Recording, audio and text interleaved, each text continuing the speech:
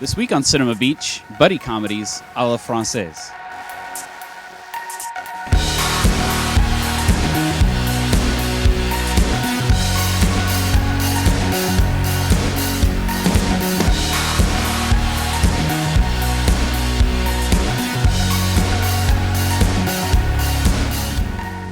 Hello and welcome to Cinema Beach, the show that brings you the latest news and reviews from the art house, courtesy CinemaBeach.com. I'm Brian Thompson. And I'm Tony Ortiz. On today's show, we stick with the French and examine how to make light of racial and class conflicts in The Intouchables. Yeah, plus our DVD pick and a look at what's new in theaters and on video. So, but first, the indie news feed.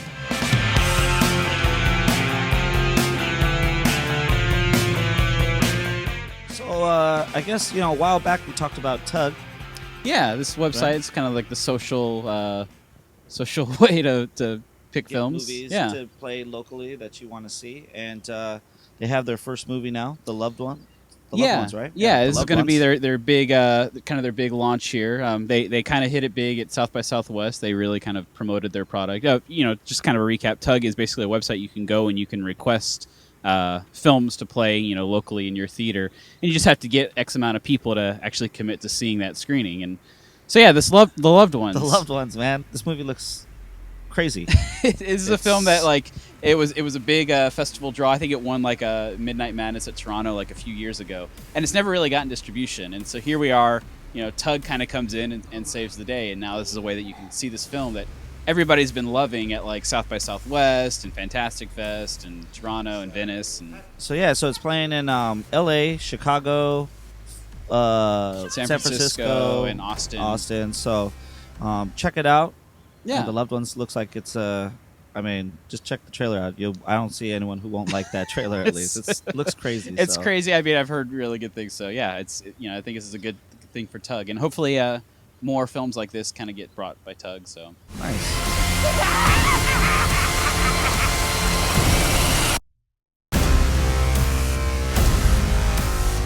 But I guess sticking to the horror thing, I did want to talk about for all you low budget indie horror filmmakers out there. There's actually a new opportunity. If you've ever been to bloodydisgusting.com, which I'm sure you have, it's kind of the horror website.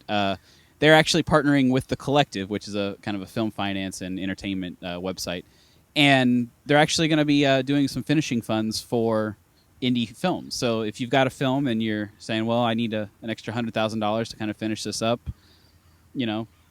Bloody Disgusting and The Collective are actually taking applications to say like, hey, yeah, we'll do it. So it's a good opportunity for filmmakers. Filmmakers like Sam Raimi and like I don't know. Everybody's kind of started in horror and then kind of branched off. So low budget zombie. Splatter some blood and show some boobies and you're good to go. You're good to go, right?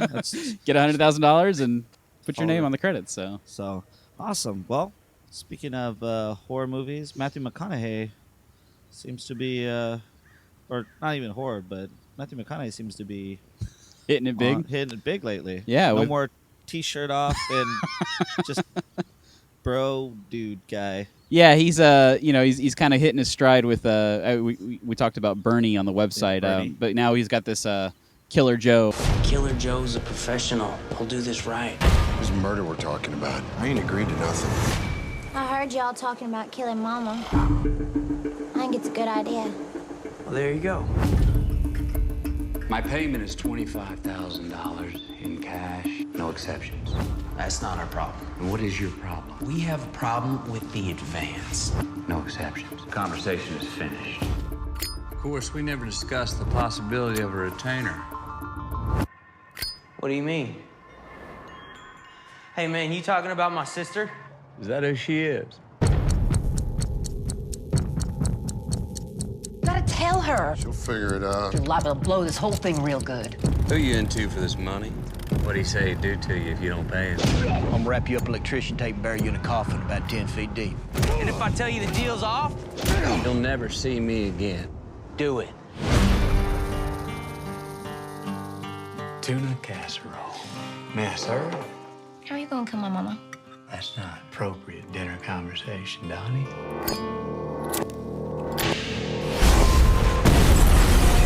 This is actually going to be a film that is being done by LD Entertainment, and embracing the NC-17 rating. Another film very similar to The Loved Ones, where it played really well at these kind of genre film festivals. And it's a film, though, that, I don't know, maybe it won't really appeal to everybody. Yeah, I don't know. I mean, I don't know what to think of it. The trailer's kind of mixed. I mean, Emil Hirsch is in it. You got Emil and, Hirsch, you got it's directed by William Friedkin. William Friedkin. I mean, yeah. It's been a while. To Live and Die in LA. And, The Exorcist, and yeah.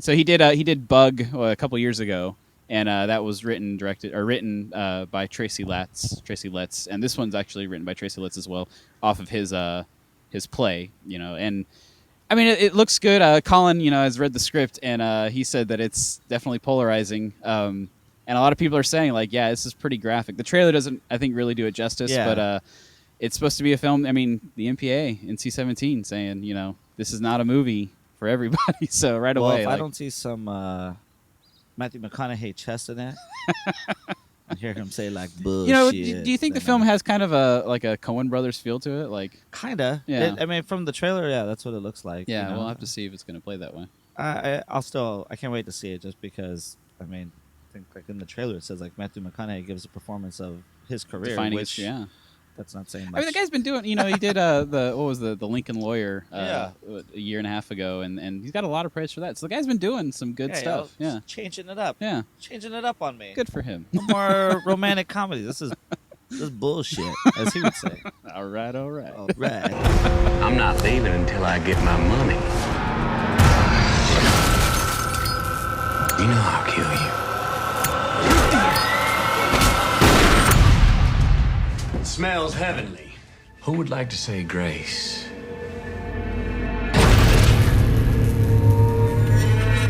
When we get back, we'll talk about our French movie. Yeah, again. moving away from the horror and and into the lighthearted comedies. Yeah. So we'll be back. For more film news, check out the Indie Newsfeed at CinemaBeach.com. From trailers to casting announcements, film festival news to production updates, the news feed at Cinema Beach is your best source for indie film news. While you're there, subscribe to our RSS feed, and don't forget to follow us on Facebook and Twitter. Vous avez des références? Certificat d'aptitude. Expérience professionnelle avec un BTS. En alternance à l'Institut Bayer. 2 heures j'attends là, vas-y, non.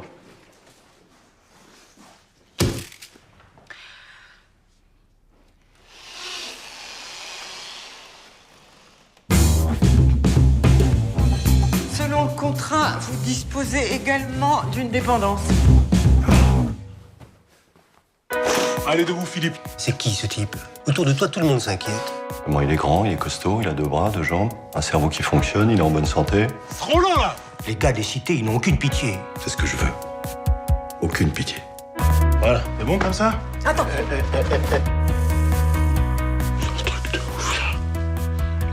Vous avez fini de jouer, non?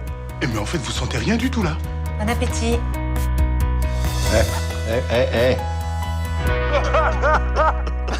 Ça frise la paresse là, faut renvoyer un peu. Last week we talked about the new French action thriller Sleepless Night, and this week we're continuing our Francophilia with France's #1 smash hit, The Intouchables. It actually was the #1 hit in France last year, beating out films like Harry Potter and Tintin, which the French do love their Tintin. So it's surprising, but it's actually also the #2 highest grossing film in France of all time, just behind the French film Welcome to the Sticks. Now the French like their cinema, but they especially like their comedies, as seen in this record. Yet The Intouchables is not your broad slapstick comedy. It's more of a situational comedy dealing with racial and class, with a little bit of a physical handicap thrown in there. Sounds hilarious. I don't know. Is it a film that maybe ignorant Americans can't really appreciate, or? Ooh, that's a good one. I think so. I mean, it still has some funny moments in it that I think anybody. I think comedy is that universal thing. I think if you find something funny, it's funny. This is a little more not. I think we've talked about this over and over again lately, especially in our films that we've reviewed. That this is just not over the top like a lot of American comedies are. So it is kind of broad. Like I said, it is situational comedy, and the film is basically about a a guy, Philippe is his name. He's a really rich white guy who is a quadriplegic, and from a skydiving accident, and he is looking for a kind of a caretaker. I guess he goes through caretakers, like water, and you have this other guy, this Senegalese, kind of not too rough around the edges. Yeah, guy. His name is Driss, ex-con, Ex-con. who just kind of happens to stumble into the interview and ends up getting the job just because he's so different from everybody else. And Philippe kind of gravitates to him because, well, in the film he actually says that Driss doesn't see him as being handicapped. He treats him like a normal person, and that's kind of nice to Philippe. And so what you end up having is basically two people who really are from like two opposite sides of the world,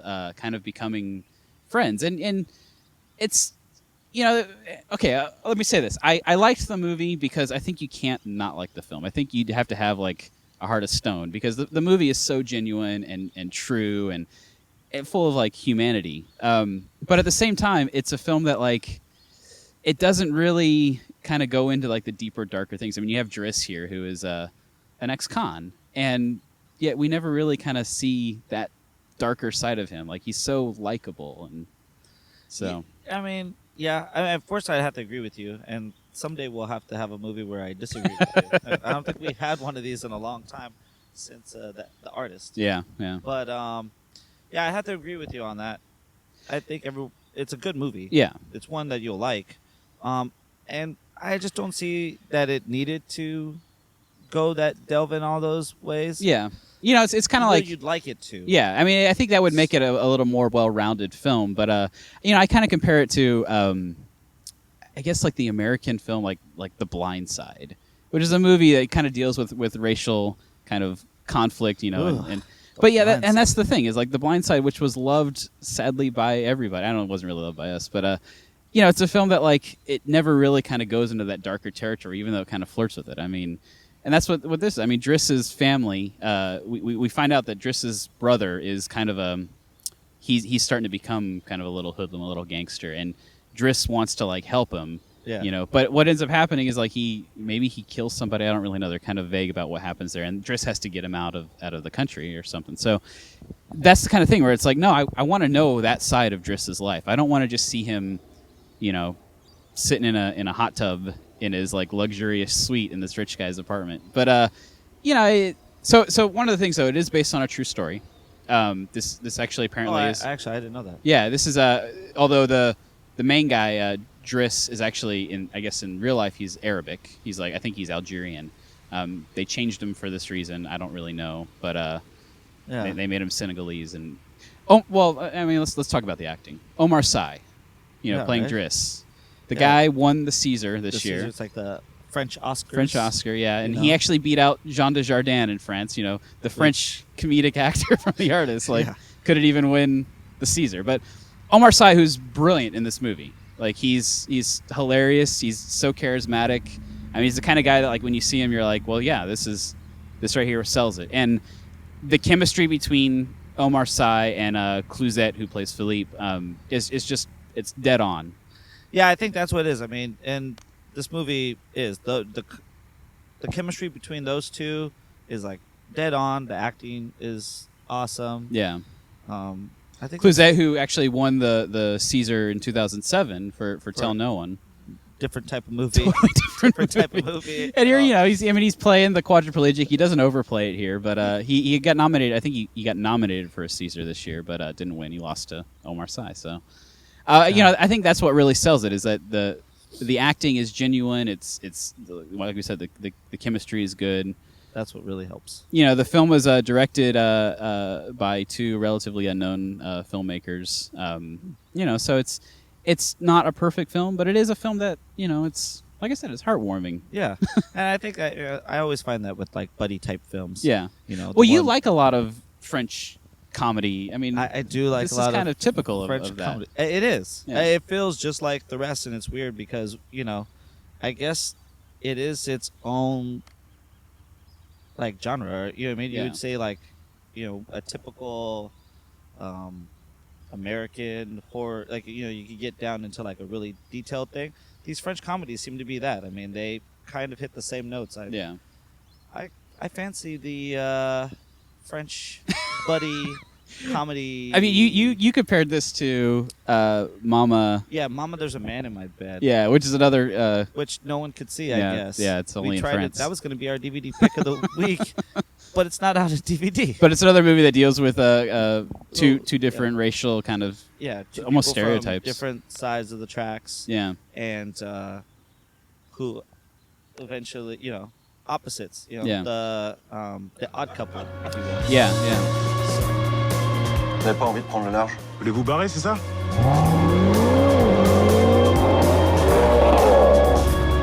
Et on va où? Respirez un peu.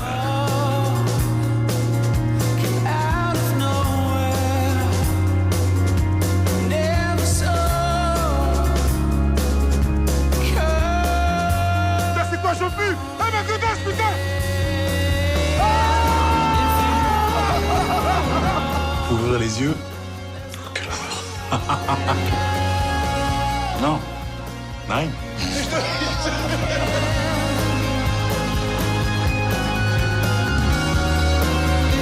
On est d'accord pour dire qu'ici, je suis vos bras et vos jambes.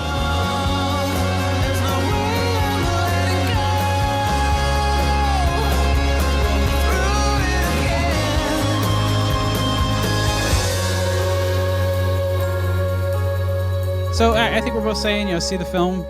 It's opening, I think, in a couple weeks here stateside. But yes, yeah, it's worth seeing, and it's worth just seeing just if you want to kind of be happy and right. Yeah, it's a Saturday afternoon movie. If you want to know more about kind of the rougher side of Paris and kind of the racial conflicts, I think maybe see La Haine. yeah, there you go. That works. That's totally. Yeah, but if you want to see, if you want to see Omar Sy, which I think is the big draw to this, see Omar Sy, see Cluzet, Francois Cluzet, who is a good actor. So nice. See this movie. Well, up next, our DVD pick is. A different type of French comedy. We'll take a look at My Best Friend. To check out more about this movie, head on over to the review section at CinemaBeach.com. Read the complete review, or check out the other reviews on the site. Updated weekly, we've got you covered on all the films playing in Southern California's art houses. You can also browse our archives for past reviews from all our contributors.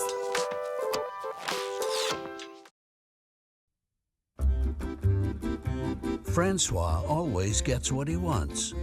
Adjugé à 200 000 euros. But he's about to discover... Je l'ai destiné à ma collection. Et le supplément d'âme... Combien? Quoi? Le supplément d'âme, combien? There's one thing he's never had. Tu n'as pas d'amis. Mais pourquoi tu dis ça? Pourquoi il dit ça? Sans doute parce que t'as pas d'amis. Mais j'en ai plein. On ne parle pas de relations, de connaissances, on parle d'amis. Bon, je vais te le présenter, mon meilleur ami. Alors, tu paries quoi? Le vase. Paris tenu? T'as 10 jours. Now he's tracking down his old friends. Tu te souviens de nos vacances en Sicile? Nos vacances. On était par hasard dans le même hôtel. Tu étais numéro 1 sur la liste. Une liste d'amis. Je vais te faire gagner du temps, François. Ils te diront la même chose que moi. But it's going to be harder than he thought. Excusez-moi, messieurs. Vous êtes amis? Comment avez-vous fait? Until chance brings him to Bruno. Bonjour, monsieur. Comment? Vous liez facilement, même avec des inconnus. Together, they'll have 7 days. Apprenez-moi à être sympathique. Faut rigoler. Non, je ne rigole jamais. Ah bah déjà, ça, c'est une erreur. So recently, I left Facebook to kind of reevaluate who my friends really are, and it's kind of a way that I was able to kind of see, like, okay, what is really friendship about, or who are these people that maybe are more acquaintances from work and school and whatnot. And that's actually kind of the core of what My Best Friend is about. It's about what friendship really is and what it means. It deals with a man who comes to find out that he doesn't actually have any friends, and so he makes a bet saying that he'll find a best friend by the end of the month. It's kind of a little absurd, but does this movie play better than The Intouchables? The Intouchables, I guess, or no, it doesn't play better than that. And first, let's disclaimer. Disclaimer. This you wanted to suggest Tell No One. Tell No One. Yeah, which we talked about in the review. And I wanted to suggest Mama, There's a Man in Your Bed. Both really weren't. I mean, They did Mama fit is probably this. the best one, but it's just not on DVD. Yeah, you can't find it on DVD. You can't find it anywhere, I guess. This is a movie.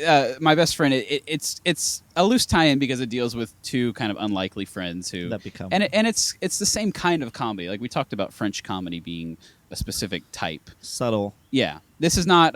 It's not broad like out loud laughs. This is just kind of. It is what it is. You're smiling and chuckling the whole time. And as we said, this is the kind of film that like if you don't like it, then you must be an asshole, right? Like exactly. Yeah. Like at the end of it, like I think we both were the same way. Like it's not that I didn't like the film. I was complacent. I was like, oh yeah, hey, and we shared a moment. Yeah. Tony, are you my friend? Yeah. I guess I found out during this movie that we are friends. My wife saw this movie and she saw it before I did, and she loved it. A lot of people do. Yeah, and it's a film that like, and that's ultimately I think why we're kind of recommending it. If you see The Intouchables, I think this is another film that you got to see. But it's a film that everybody loves. Like if you read any other reviews about it, we're all lonely, Brian. And we all have no friends. And here's the thing, though. As I've mentioned, I think one of the great things about this film that actually is a little bit better than The Intouchables is that it has more of a theme. The theme of like what really is friendship, and they kind of play with this. It's probably the only film that really kind of that I can think of that really plays with like what friendship is, and the whole thing with like when he's trying to learn how to be like a friend. So basically the premise is that this guy who's like an antique dealer. He doesn't have any friends. He's a total asshole, right? Yeah, he's very just into his own thing and he has no personality. No, and all he cares about is his antiques, and he goes to a funeral and he realizes that like he's at this funeral of this other guy who's very similar to him, and no one's at the funeral. And I think that kind of hits him, like he doesn't want to die and have nobody at his funeral, so he then goes out to try to find like old acquaintances to see if like they're can be classified as best friends, and he realizes that he doesn't really understand what friendship is, and in the process he meets a cabbie who's played by Danny Boone, which Danny Boone oddly enough is he's in Micmacs, and he was in this film Welcome to the Sticks, which is, like as I mentioned, the #1 highest-grossing French film ever. He was good in it. Actually, both characters were like Daniel Ole. Okay. I can't pronounce his name, but they were both like. It was funny too because watching it, I think that's what really made the film was both of them like their acting and chemistry were like really good together. Similar to The Untouchables, yeah. I think if you're gonna have a buddy comedy, you gotta have that, and so their acting was really good, and I kept just thinking, I'm sure they're gonna bastardize this and make it some American movie someday, and it'll have like super cheesy parts. Well, this is not that new. I mean, a movie like Planes, Trades, and Automobiles, for instance, is a film where it's like, or even what was that horrible I Love You Man. Well, yeah, you mentioned I Love You Man when we were watching I the Love movie. You Man's funny though. Or I was thinking more like the Robert Downey Jr., Zach Galifianakis. Oh, Due Date. Yeah, Due Date. Yeah, Due Date. Well, let's never talk about that movie. But Robert Downey Jr. is kind of or similar to like Steve Martin, the asshole character who doesn't really have any friends. Is kind of who Danielle Ole is playing here. Oh, might I add, the second movie that has Who Wants to Be a Millionaire in it is like it's central, like a big part of the movie. It's which I think is kind of by the time you get to the third act and we're dealing with the Who Wants to Be a Millionaire, which is the obvious gag of phone a friend. I think it's kind of plays itself, but it's actually it almost kind of elevates the film to like this. It took place in the cab for the most of the part, in parks in Paris, but all of a sudden we're on the set of Who Wants to Be a Millionaire, and you're like, whoa, where's this film going? So it's a good film. I mean, it had some funny parts. I mean, at the end of the day, we became best friends watching it. So I'll give it a thumb. If you're a guy who doesn't have a friend, yeah. If you're, there's this whole thing about with critics right now. People are kind of hating on film critics right now and saying that we're all just lonely, we're all assholes basically. That's the truth. So if you're an asshole film critic and you don't have a friend, watch My Best Friend. And then rip it apart because that's probably what you'll do. Yeah. If you don't watch it, you'll probably die alone. That's what we're saying. You're gonna have no one at your funeral. And so I think, but ultimately, my new reevaluation of what friends are is, will you come to my funeral when I die, type of thing. No, you won't. All right, Colin, will you? No, okay. Sorry. I guess I'm one of these filmmaker, passerbys. Yeah. So you're an a-hole. My best friend is on streaming on Netflix. It's on DVD, and it's pretty much readily available to watch everywhere. So check it out. Out on DVD this week, The Grey. Liam Neeson has a specific set of skills, this time in battling wolves. From director Joe Carnahan, this is Neeson growling through another actioner. Albert Nobbs. In this period drama, high marks go to Glenn Close in her transvestite role, but aside from the performance, this film is a real bore. Rampart. High marks go to Woody Harrelson this time, in this intense drama about a corrupt and racist cop on the Rampart beat in Los Angeles. And finally, Michael, the chilling film about a pedophile and the boy he keeps locked in his basement. Wow, that's horrible. Oh, okay. Well, that's it for this week on Cinema Beach. We'd like to thank, obviously, Colin. He's actually going to be reviewing with you next week. Next so week we'll not be around. Yeah, we'll do Hysteria. So it should be good. It's another. At least it's not French. Yes, yeah. Now we film. get away from the French. Everyone else at the website, please come check us out. Like us, tweet us. Yeah, follow us on Facebook. Watch this show, please. You know, we're streaming on the website. I actually saw us the other day on YouTube. Somebody reposted us on YouTube. So yeah, we're getting a lot of people watching the show. So man, that's good. I But feel great now. You yeah. made my day. Well, that's it. Yeah, until next week, I'm Brian Thompson. And I'm Tony Ortiz. Colin, goodbye. Thanks for watching.